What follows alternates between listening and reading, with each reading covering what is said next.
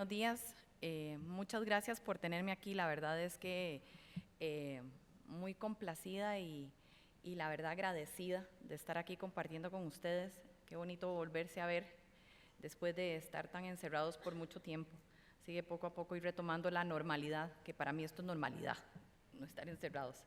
Bueno, yo creo que la charla que me solicitaron es un complemento de la charla de la doctora Peralta. Básicamente va a hablarnos de cuándo es normal y cuándo no es anormal y va a complementar lo que la doctora nos presentó. Primero, no tengo conflictos de interés, no tengo contratos de exclusividad con nadie, pero sí he dado charlas para algunas casas farmacéuticas. En cuanto a la charla, la vamos a dividir un poco en generalidades, algunas definiciones de cuándo es algo anormal y cuándo no es anormal, las posibles etiologías, exámenes de laboratorio que vamos a pedir para pacientes cuando estemos buscando alguna discrasia sanguínea y finalmente el tratamiento. En general, cuando uno tiene un paciente con un problema de algún sangrado, y no me quiero limitar aquí a las mujeres, que el resto de la charla va a ser para las mujeres, inclusive en los varones nos tenemos que replantear si el niño en la edad adolescente se presenta con algún problema de sangrado, si esto es congénito o si es adquirido. Si el paciente llega a los 11, 12 años de edad y se presenta con una manifestación de sangrado que se considera inusual, esto probablemente no es algo congénito. ¿Por qué? Porque para ser congénito tiene que ser hereditario, probablemente lo presento en sus primeros años de vida, o una aparición congénita de novo que también usualmente se presenta en los primeros años de vida. Sin embargo, y aquí es donde hay una excepción, hay algunas condiciones congénitas de tipo hereditario o inclusive de novo que pueden pasar desapercibidas en los primeros años de la vida y que llegan a manifestarse ya en edades más grandes, cuando hay retos para la coagulación como es el sangrado menstrual, y por eso es que el resto de la charla me voy a concentrar en lo que es el sangrado uterino. Cuando tenemos sangrados inusuales, hablemos hombres o mujeres, ya en la adolescencia, hay que nunca antes había tenido y de pronto empieza a tener un sangrado no relacionado con un sangrado uterino anormal, puede ser una condición patológica, en donde es secundario a algún tipo de medicamento que esté tomando o alguna condición patológica, puede ser la aparición de una PTI o la condición de un síndrome urémico hemolítico o un paciente con una coagulación intravascular diseminada donde hay una condición patológica de fondo. Entonces, para efectos de la charla, habiendo dicho lo anterior, me voy a concentrar en los sangrados menstruales abundantes, que yo creo que cuando nos llega a nosotros los pediatras una paciente con esta condición es esa la expresión que tenemos. En realidad, ¿qué vamos a hacer con estas pacientes? El sangrado uterino anormal es un escenario muy común para los ginecobstetras. Sin embargo, cada vez es un sangrado, un escenario más frecuente para los pediatras, para los médicos generales y para los ginecólogos que están viendo adolescentes. He de decirles que es la segunda causa más frecuente de consulta en la edad de mujer fértil, y es muy importante porque afecta la calidad de vida de la paciente, promueve el ausentismo escolar y también produce limitaciones en su vida social. Y por eso es que también nosotros como pediatras tenemos que ser responsables en cómo abordar esta situación. La presentación del sangrado uterino anormal puede ser aguda o puede ser crónica. Tenemos aquellas pacientes que se presentan con el sangrado abundante, que llegan al servicio de emergencias, que requiere de una intervención inmediata porque el nivel de hemoglobina le bajó, porque tienen descompensación hemodinámica. Y créanme que es más frecuente tener esta situación en las adolescentes que en las mujeres grandes. Tanto es así que la literatura habla de que el 37% se presenta en las adolescentes versus el 10% en las mujeres más grandes. Tenemos el otro escenario, que es cuando tenemos un sangrado uterino crónico, en donde la presentación va a ser más insidiosa, donde nos llegan a consultar en la consulta externa, y aquí es un efecto más de tiempo y de regularidad, en donde usualmente en los últimos 6 meses la niña se aqueja de estar teniendo mayor sangrado. Ahora, ¿por qué esta charla? Ustedes van a decir, ¿por qué es que necesitamos saber del sangrado uterino normal? Bueno, porque no todo el sangrado uterino anormal, siendo anormal, valga la redundancia, es normal. El 76% de los sangrados uterinos que vamos a definir como anormales van a tener escondido por ahí una condición de discrasia sanguínea. Y usualmente es de tipo hereditario que ha pasado desapercibido y ahorita les voy a enseñar cuáles son. De estos, el 33% en algún momento requieren de hospitalización y la causa más frecuente es la enfermedad de von Willebrand. Estas pacientes usualmente tienen una historia de sangrado en la menarca, sugestivo de una discrasia sanguínea que ha pasado desapercibida y que no solo se queda en la niña, sino que también la mamá. Inclusive ahora al final les voy a poner un caso clínico en donde la mamá de la paciente había tenido una histerectomía por el antecedente de un sangrado anormal que se consideró como, es propio de eso, nada más quitémosle el útero y ahí se acabó el problema.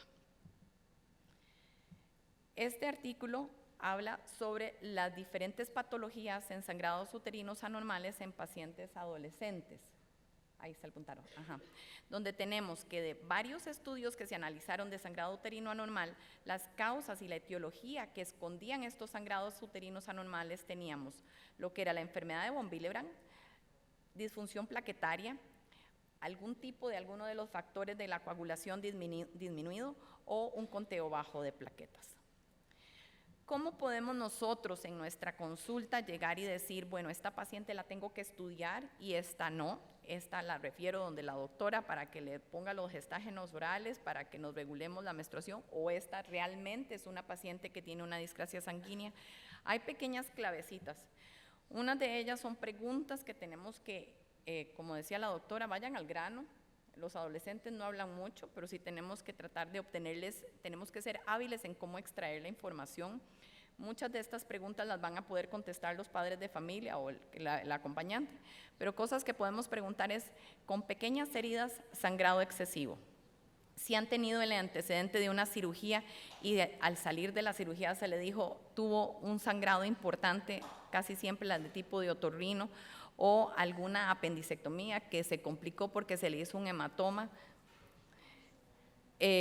Sangrado después de procedimientos dentales importantes donde básicamente le dicen a uno, le costó que trancara el sangrado.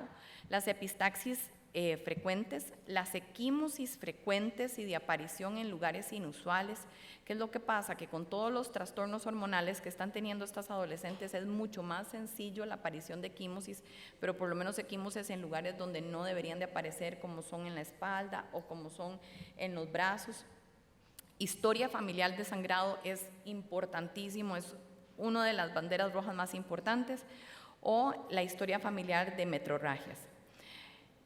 Todo esto aunado va a completar una historia clínica muy dirigida que nos va a orientar a que si realmente la paciente tiene una condición anormal de discrasia sanguínea. Todo esto se ha llegado a estructurar en cuestionarios de sangrado que se llaman el Bleeding Score. Inicialmente se desarrollaron para lo que son los pacientes con von Willebrand o con hemofilia. Los primeros salieron en el 2005 y poco a poco se han ido adaptando y acomodando para las necesidades de cada una de las poblaciones. En la actualidad tenemos uno adaptado especialmente para pediatría, el cual habla de que si de las preguntas que se obtienen de este cuestionario, el niño, no importa, hombre o mujer, tiene más de 3 puntos, es un paciente que vamos a necesitar de hacer estudios más sofisticados que nos van a descartar una discrasia sanguínea. Vean que en adultos sí se toma en cuenta si es hombre o si es mujer y la puntuación es totalmente diferente, siendo más de 6 para las femeninas y más de 4 para los masculinos. Estos cuestionarios contemplan 13 preguntas o 13 síntomas que pueden tener. Yo al final les voy a poner la referencia de dónde los pueden obtener, pero ahorita les voy a hacer un resumen de las banderas rojas que tenemos que preguntar para poder ir aportando un punto para cada uno de estos y llegar a obtener una clasificación. Yo creo que la computadora quiere que yo termine rápido. Si llegamos a tener un niño que tiene más de 2 puntos, es un paciente que sí necesitamos que tenga que ir a estudiarse y analizarlo aún más. Estas herramientas, como les decía, son herramientas que inicialmente salieron en problemas de coagulación y específicamente en la enfermedad de von Willebrand, pero poco a poco se han ido adaptando y son muy útiles cuando nosotros decimos este paciente es mejor que vayamos a analizar. Les decía que voy a mencionarles algunas de las banderas rojas principales que tenemos que hacer, y esto es lo que yo les dejaría, como decimos nosotros los pediatras, una perlita para que lo tengan ahí cuando tengan historia clínica de un paciente que les consulta por sangrado. Entonces, si tiene un sangrado inusual de más de 15 minutos, de pequeñas heridas o constante en una misma herida por más de 7 días, esto no es normal. Un sangrado importante y considerado como anormal después de alguna cirugía, incluso las de otorrino que dicen que son muy sangronas, como la amigdaloidectomía. Un paciente después de una amigdaloidectomía no debe de consultar por sangrado 48 horas después, eso es anormal. Equimosis de aparición fácil, aún si se hacen hematomas. Las equimosis por roce, por golpe, son superficiales. Cuando se hace un hematoma, eso no es normal, y el hematoma lo definimos como acumulación de sangre debajo de la piel. Epistaxis que duran más de 10 minutos o que hayan requerido en algún momento intervención médica con taponamiento. Sangrados abundantes prolongados después de extracciones dentales, donde inclusive pueden referirles a ustedes que han tenido que reconsultar o que le han tenido que suturar la encía después de una extracción para parar el sangrado. Sangrados en heces no explicado por hemorroides, pólipos o alguna lesión anatómica. Y anemia que inclusive haya requerido de transfusiones sanguíneas. El sangrado uterino anormal con presencia de coágulos de 2.5 centímetros y cambios de tallas sanitarias cada hora. Vean que esto complementa lo que les decía la doctora. Y algo muy importante, y por eso se los pongo ahí resaltado, es el antecedente familiar de hemofilia, von Willebrand o algún problema plaquetario, o inclusive, nada más que le digan a ustedes, en mi familia todos sangran mucho, especialmente de la menstruación. Entonces, según la Federación Internacional de Ginecología y Obstetricia, dice que el sangrado, ahora quiere que me devuelva, que el sangrado uterino anormal es, o menstrual excesivo, es donde la pérdida sanguínea afecta la vida social, emocional y o la calidad de vida. Para mí eso me resultó un poco abstracto, porque no nos dice exactamente cuánto es lo que es anormal y cuánto no. Para cualquier niña, una menstruación con un sangrado normal puede afectarle su vida normal, porque le incomoda su actividad física. Entonces me di a la tarea de buscar qué es lo que es anormal. Y encontré de varios artículos esta definición. Anormal vamos a decir cuando necesitamos el cambio de la toalla cada 1 a 2 horas, o al menos 7 veces al día, incluyendo la noche, como decía la doctora. Los coágulos más de 2 centímetros, incluso que se tenga un cambio de protección por la noche. No es normal las famosas toallas nocturnas, eso lo normalizan como, ok, tenemos que dormir con toallas nocturnas y eso es normal, porque si no se nos pasa, eso no es normal. Pero de esto, lo más importante es que el sangrado menstrual que tiene la paciente o da anemia o niveles bajos de ferritina. El hecho de tener esas dos condiciones es obligación de nosotros tener que estudiar a la paciente. Incluso encontré estos grafiquitos, que es lo que ven porque como los adolescentes son muy visuales, qué es lo que se ve como normal y anormal en cuanto al sangrado. Estas son las toallas y esto es lo que se vería en cuanto al sangrado y lo pueden marcar, inclusive para lo que son los tampones. Esto es gráficos que se pueden tener en el celular del paciente, pero también hay diferentes aplicaciones que nos ayudan a controlar, monitorizar e inclusive identificar cuando hay un sangrado excesivo en los adolescentes. Y como a los adolescentes les gusta escoger, no les escogí una yo, sino que les dejo diferentes opciones que les pueden mostrar al adolescente para que sienta algunas. Les gusta una más que la otra porque la usa la amiga o porque es la que está de moda o es la que salió en TikTok, etc. Entonces ahí nos tenemos que ir adaptando al adolescente. Escogí una para hacer un ejemplo que me gustó mucho. A mí no quiere decir que que le vaya a gustar al adolescente, que es esta, en donde me pareció muy útil y muy práctica porque habla no solo del día del periodo, sino que también pueden marcar las gotitas de sangre que han tenido durante el día y el tiempo, y pueden hacer también sus anotaciones. Y esto al final del mes o del ciclo les va a mostrar en barritas un gráfico que les identifica cuánto sangrado ha tenido durante el mes. Y esto permite de una forma objetiva ver si realmente hay exceso de sangrado o no. Porque si ustedes se ponen a ver, cuando uno le dice, usted tiene un problema de sangrado anormal o sangra mucho, yo creo que nadie se ha sentado con la adolescente a decirle qué es normal y qué no es normal. Entonces, tenemos que empezar por decirle a la adolescente cuánto es normal y cuánto no es normal. Entonces, ¿a quiénes vamos a estudiar? Habiendo dicho lo anterior y habiendo definido qué es normal y qué no es normal, ponerle a todas las adolescentes que tengan un sangrado menstrual abundante, tenemos que estudiar todos los familiares que tengan con el antecedente de un sangrado uterino anormal o la historia de alguna coagulopatía. Los laboratorios con los que vamos a empezar son los básicos, estos los podemos pedir en cualquier laboratorio, sin embargo, sí tengo que hacerles énfasis en que hay que tener mucho cuidado con lo que son los tiempos de coagulación, porque a veces los laboratorios son referencias. Entonces, si tenemos unos tiempos de coagulación que se tomaron hoy en la mañana en este laboratorio y lo refieren a otro laboratorio para montarlo, ya ahí hay consumo de factores, entonces me van a salir alterados. Entonces, es importante saber dónde estamos mandando esos tiempos de coagulación para no tener falsos positivos. Lo primero que tenemos que hacer es un hemograma. Ahí vamos a visualizar lo que son las plaquetas y lo que es la hemoglobina, los tiempos de coagulación, y aquí debemos de incluir el fibrinógeno.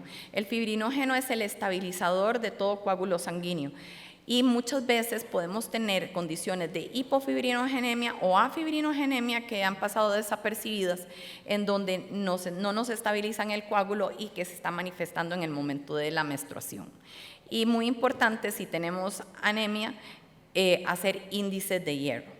Ahora, los índices de hierro no es solo la ferritina. La ferritina por sí no nos va a dar un diagnóstico. La ferritina tiene que ir de la mano con lo que es el hierro sérico, la capacidad total de fijación y el índice de saturación. Y con esos 4 valores sí podemos establecer un diagnóstico de deficiencia, de carencia o inclusive de normalidad.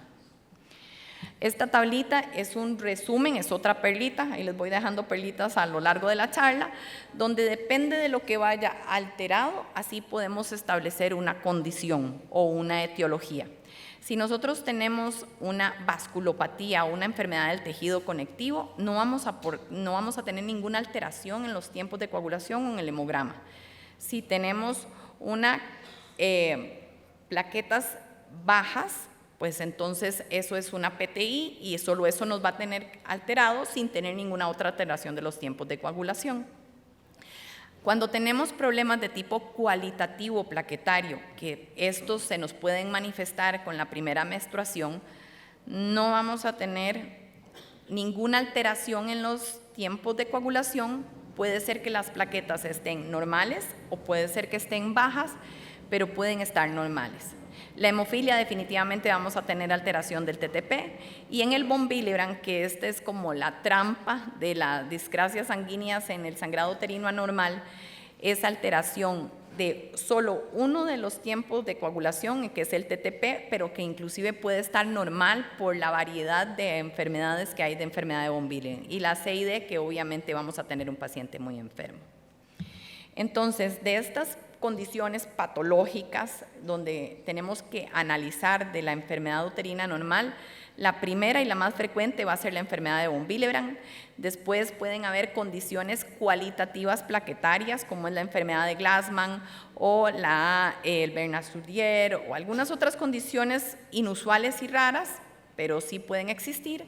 La PTI, que cada vez es más frecuente en la edad temprana de la infancia, pero no podemos descartar la que se presente en el adolescente, y cuando se presente en el adolescente tenemos que pensar que también haya de fondo una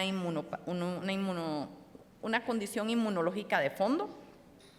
las deficiencias de factores de la coagulación en forma parcial y finalmente lo que es la malignidad. Les decía que tenemos diferentes tipos de enfermedad de von Willebrand. No es fácil hacer el diagnóstico de la enfermedad de von Willebrand. La más fácil de hacer es la tipo 3, que es la de tipo cuantitativo, donde vamos a tener una deficiencia completa del factor de von Willebrand, que es un cotransportador del factor 8, y este se va a comportar como una hemofilia. Es poco probable que vaya a llegar a la edad de la menstruación o con la menstruación sin tener un antecedente previo de una discrasia sanguínea en la primera infancia, pero puede ocurrir, depende de la penetrancia de la alteración genética.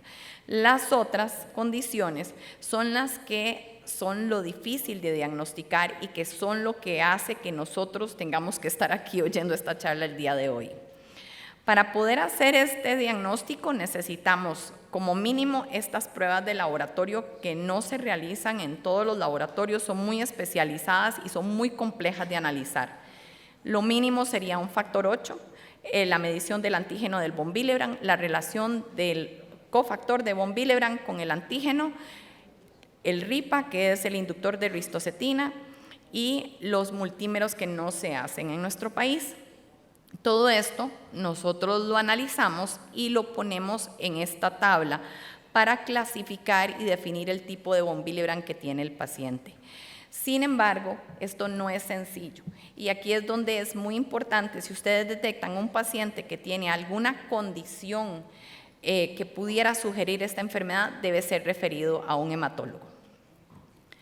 Hay dos factores que pueden pasar desapercibidos y curiosamente en la población costarricense tenemos de tipo heterocigoto alguna buena proporción, probablemente alguno de todos nosotros acá se tenga una deficiencia parcial del factor 7, que puede manifestarse como su primera clínica, un sangrado menstrual excesivo, y la deficiencia del factor 10, que casi siempre se manifiesta con una primera cirugía importante.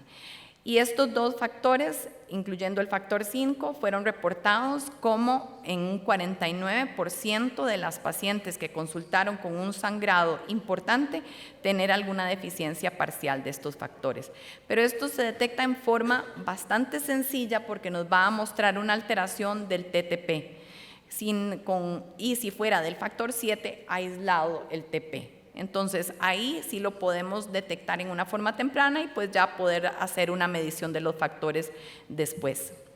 Entonces es importante, si nosotros estamos considerando el von Willebrand, establecer la enfermedad de von Willebrand como diagnóstico.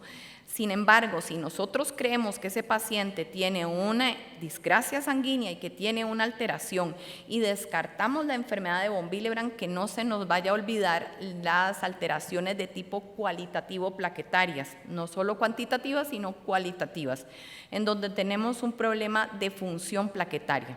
Y para eso hacemos los estudios de agregación plaquetaria. Es importante que para poder hacer estos estudios tomemos en cuenta que hay muchas cosas medicamentosas y no medicamentosas que pueden afectar la función de la plaqueta, que inclusive teniendo plaquetas normales, si tomamos exceso de estos otros no medicamentos, pueden llegar a afectar la función de la plaqueta. Dietas altas en ajo, los complementos de ginkgo biloba, los excesos de jengibre, de manzanilla o matricaria, pueden llegar a alterar la función de la plaqueta y producir un defecto cualitativo transitorio al tomar en exceso estos suplementos o complementos o dietas específicas. Y cosas pues muy claras que pueden afectar la función de las plaquetas, como es la aspirina, y cosas no tan claras que con mucha frecuencia se nos puede olvidar, es que todo lo que son los antiinflamatorios diferentes que tenemos en el mercado, para no decir marcas, afectan la función de la plaqueta. Hizo inclusive hasta 2 semanas después de haber suspendido el tratamiento. Por eso, pacientes que en exceso tienen, a veces tenemos que dar semanas de algún tipo de antiinflamatorio y el paciente empieza a tener equimosis con frecuencia, puede estar en relación con esto. Esta es otra perlita, es un algoritmo de lo que tenemos que considerar cuando tenemos un paciente con equimosis, no solo hematoma, sino con equimosis. Entonces, el hemograma completo y ahí pedir el frotis sanguíneo. El frotis nos va a permitir ver el tamaño, la cantidad de las plaquetas, nos va a descartar la pseudotrombocitopenia, que es la aglutinación de las plaquetas, y nos va a permitir por lo menos orientar algunas patologías no tan frecuentes en pediatría, como el Bernard-Soulier, la Glassman o alguna otra condición más severa como sería una leucemia o una anemia plástica. ¿Qué hacemos nosotros si tenemos un defecto de tipo cuantitativo plaquetario? La causa más frecuente es la PTI y es importante pensar que en adolescentes puede ir de la mano con un lupus, con una artritis o con algo más. En la presentación del adolescente casi siempre va de la mano con algún tipo de colagenopatía o algo más inmunológico. Les presento nada más estos dos por cuestión de tiempo. Los frotis que son diferentes de los tamaños de las plaquetas, y esto, aunque ustedes no sepan, el microbiólogo sí se los va a reportar como macroplaquetas, y al reportárselos así, pues puede orientar al diagnóstico del Bernard-Soulier o del Glassman. Y el manejo, ¿qué vamos a hacer?